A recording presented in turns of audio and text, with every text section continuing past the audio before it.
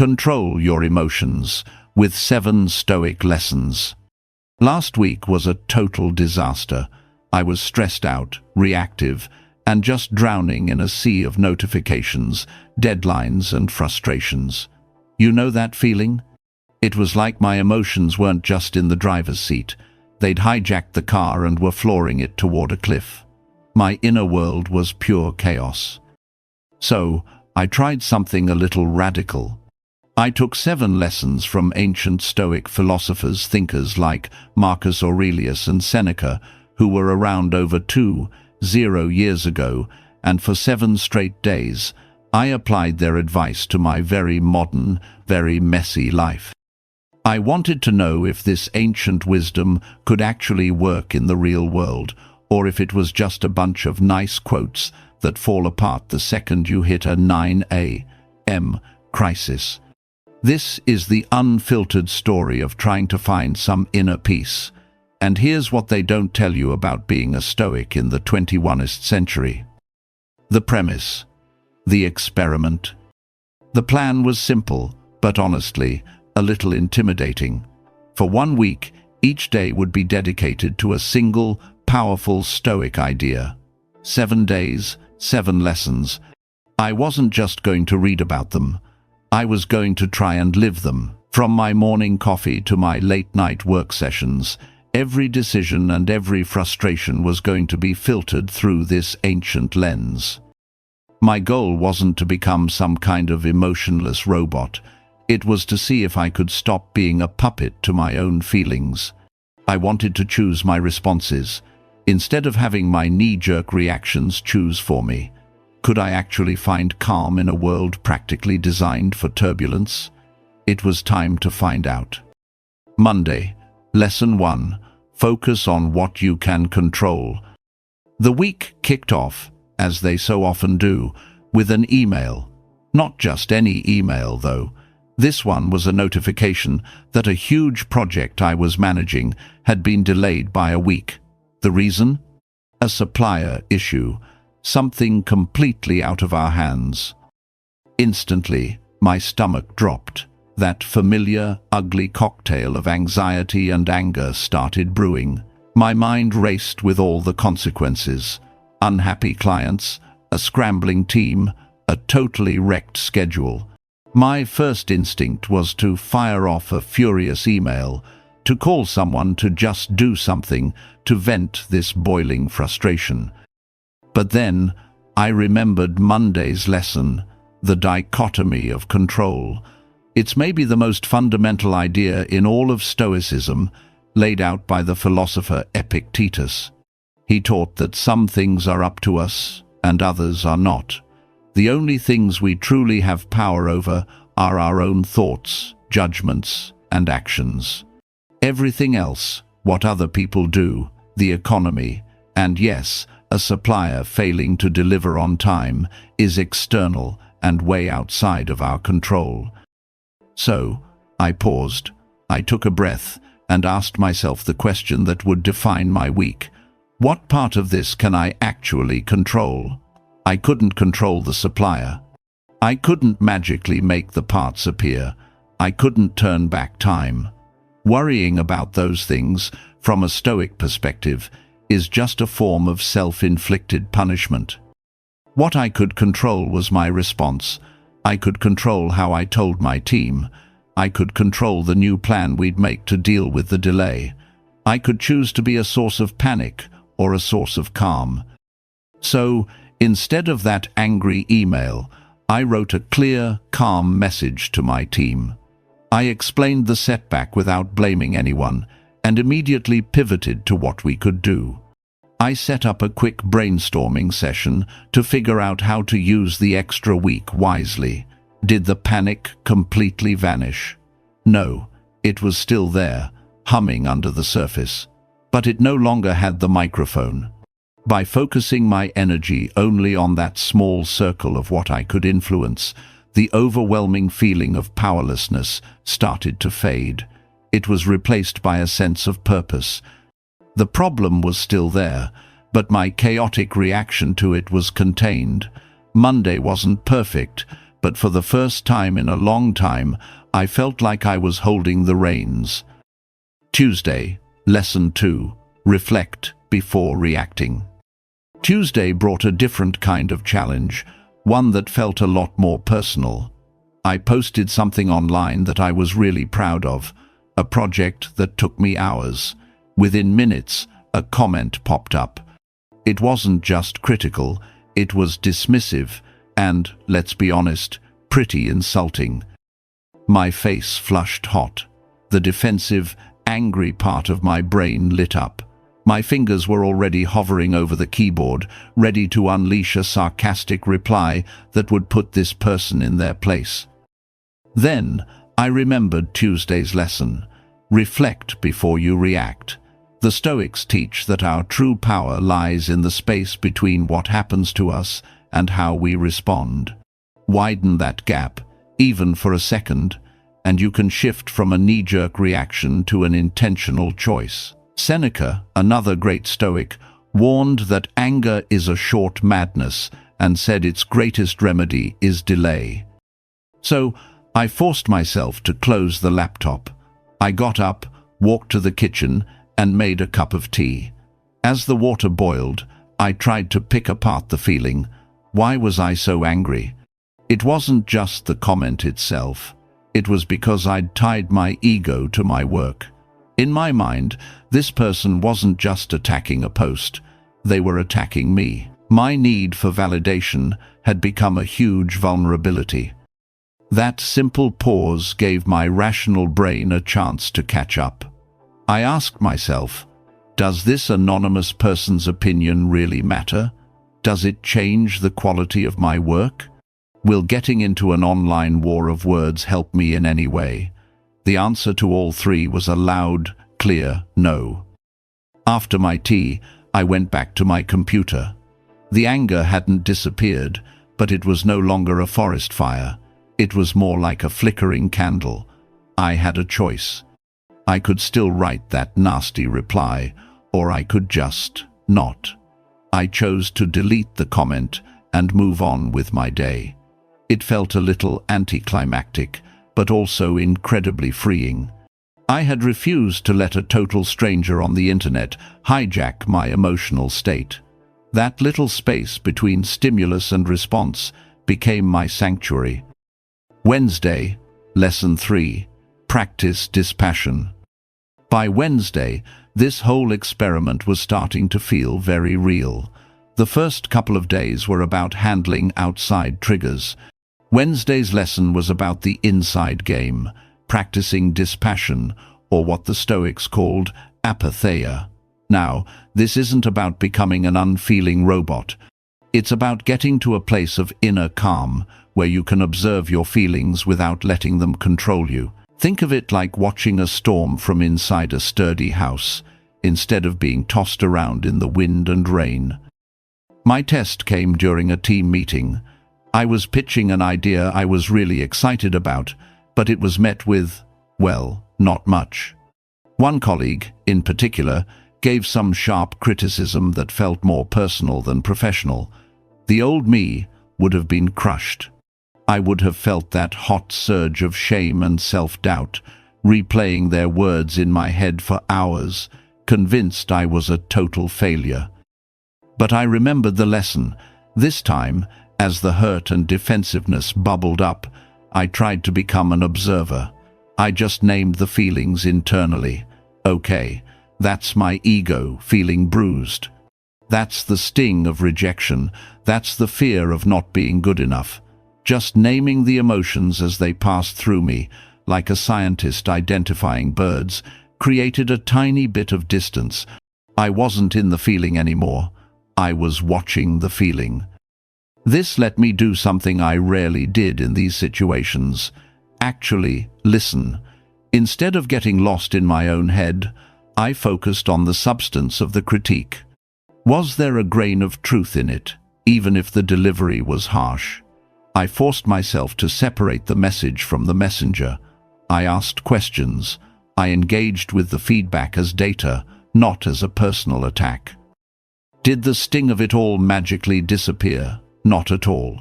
but it no longer had the power to dictate my actions. I finished the meeting professionally, taking notes on the valid points and mentally tossing out the rest. Later that day, I could still feel the echo of that hurt, but it didn't ruin my productivity or my sense of self-worth. Practicing dispassion wasn't about not feeling, it was about not letting my feelings write the entire script. It was the slow realization that I am the sky, and emotions are just the weather passing through. Thursday, Lesson 4. Ask, will this matter in 5 years? Thursday was a day of 1,000 tiny cuts. I was late for an appointment thanks to surprise traffic. I spilled coffee on my shirt right before a video call. A file I needed was corrupted, making me redo an hour of work. Each one was a minor thing on its own, but together they were creating this growing storm cloud of irritation. I could feel my patience wearing paper thin.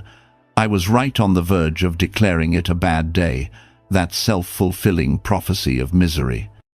It was the perfect moment for Thursday's lesson. Put things in perspective by asking, will this matter in 5 years? This question is an amazing tool for shrinking your immediate emotional reactions.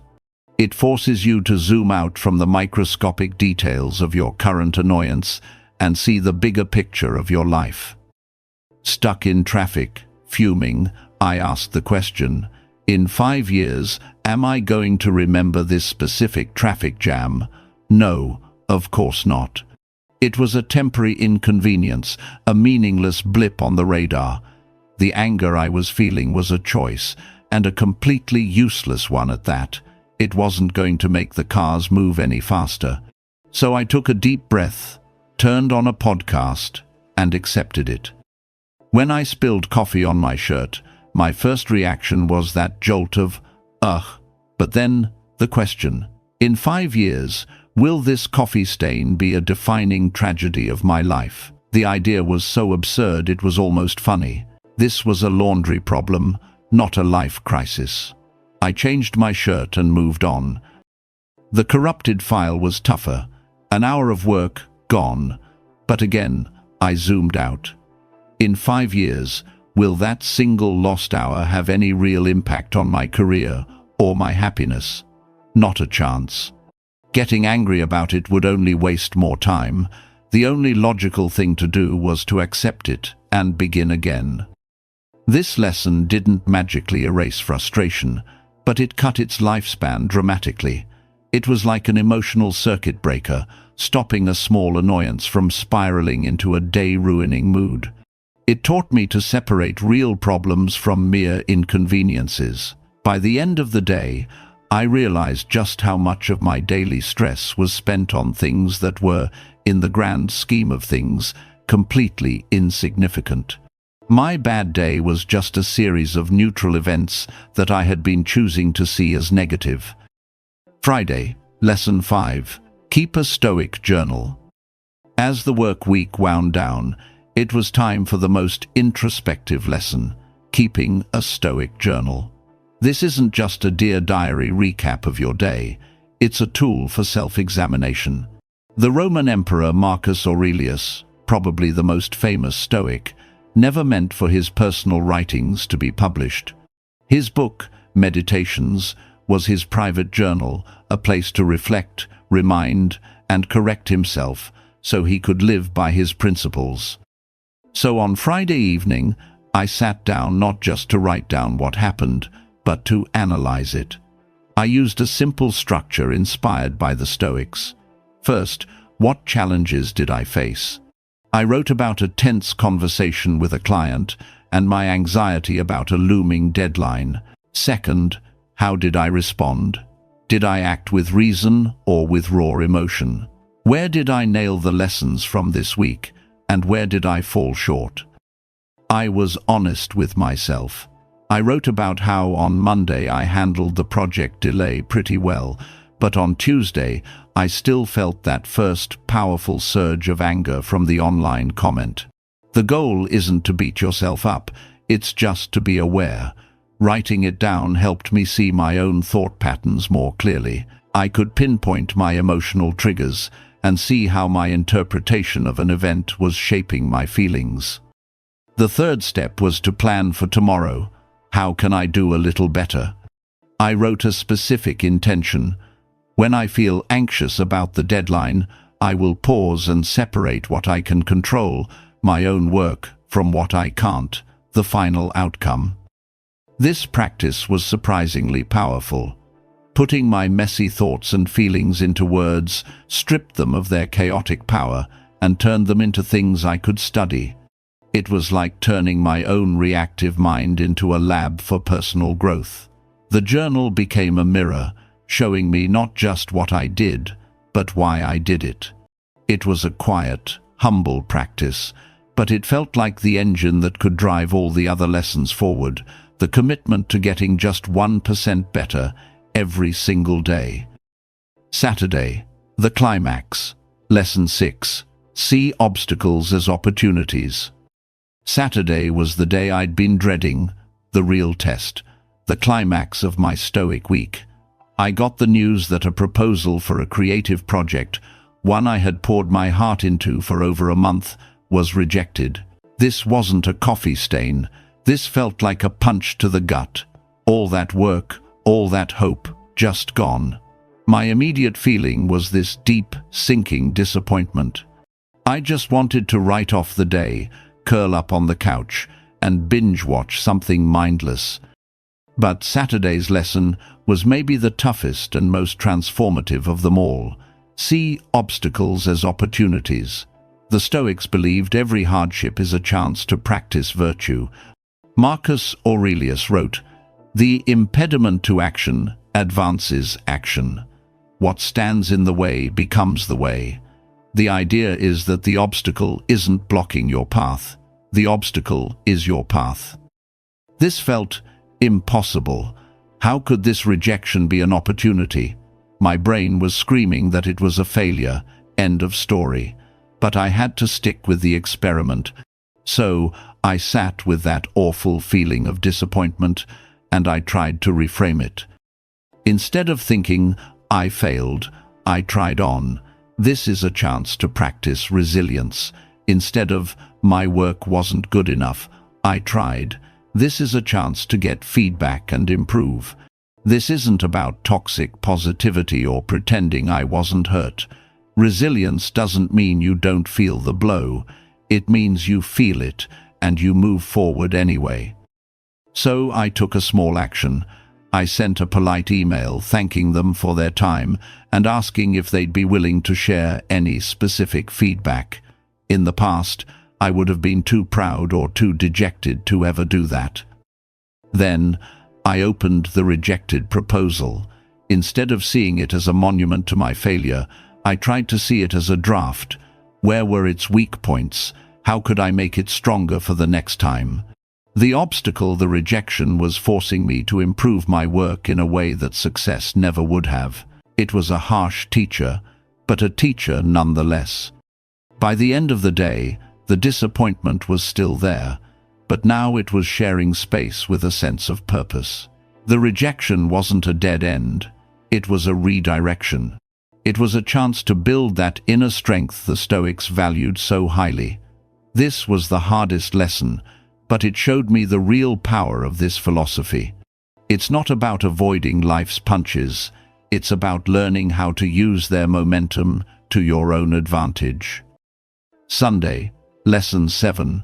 Practice gratitude and amor fati. After the emotional marathon of Saturday, Sunday was for reflection. The final lesson was a big one. Practice gratitude and embrace amor fati, a love of your fate. It might sound strange to focus on this after a week of frustration and rejection, but for the Stoics, gratitude isn't just for the good times. It's about appreciating what you have right now and accepting the entire story of your life, the good, the bad, the ugly, as necessary. I started the morning not by grabbing my phone, but by opening my journal and writing down 3 simple things I was grateful for. Not huge things. I wrote, I'm grateful for this warm cup of coffee. I'm grateful for the quiet of the morning. I'm grateful for the lessons this tough week taught me. It's a small act, but it instantly shifted my focus from what I was lacking to what I already had. It was the perfect antidote to yesterday's bitterness. Then I thought about the bigger, more challenging idea, amor fati. It's a Latin phrase that means a love of fate. It's the practice of not just accepting everything that happens, but loving it. As Epictetus said, do not seek for things to happen the way you want them to. Rather, wish that what happens happens the way it happens. Then you will be happy.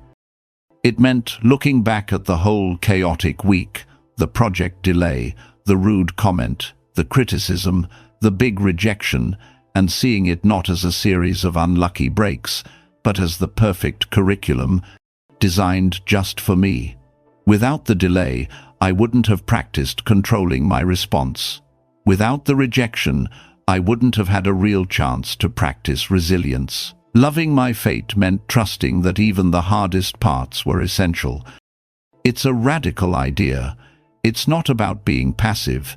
It's about actively embracing reality for what it is. I didn't suddenly feel happy about the rejection, but I did feel a sense of peace. I stopped fighting with reality. I accepted that this is how things went, and that's okay. The week started with me feeling like a victim of my circumstances. It ended with me feeling like their student. Conclusion: the transformation. So, after 7 days of applying ancient wisdom to my modern life, did I master my emotions? Am I some unshakable Stoic sage now? Of course not, and that's not the point. What I discovered is that Stoicism isn't a cure-all. It's a training program. It's a lifelong practice, not a 7-day fix. But something fundamental has shifted. That low-grade hum of anxiety that used to be the soundtrack to my life has quieted down. The gap between a trigger and my response feels wider. I feel less like a leaf being blown around by every gust of wind, and more like a tree. I still feel the wind, but my roots feel deeper. The biggest change wasn't that I stopped having negative emotions. It was that I stopped being so afraid of them. I see them now as data, as signals, and even as opportunities to practice. That chaotic week that started this whole thing, it was a gift. It showed me that my emotional turmoil wasn't really caused by my life, but by my judgments about my life. The Stoics taught that real freedom is internal. It's knowing that no matter what happens on the outside, you always have power over your own mind. This week, I got a taste of that freedom. I learned that tranquility isn't about having a perfect, peaceful life. It's about finding peace inside an imperfect one. The wisdom isn't old or forgotten. We've just forgotten how to use it. This experiment is over, but for me, the practice is just beginning. And now, I want to turn it over to you. You don't have to do a full, crazy week like I did. Just pick one of these lessons that really spoke to you. Maybe it's focusing on what you can control, or asking if something will matter in 5 years. Try living by it for just 1 day, and then come back and share your experience in the comments below. What did you learn? Was it hard? I would genuinely love to read about your own experiments. And if you found this valuable, please hit the like button and subscribe for more journeys into ancient wisdom for modern problems. Thanks for watching.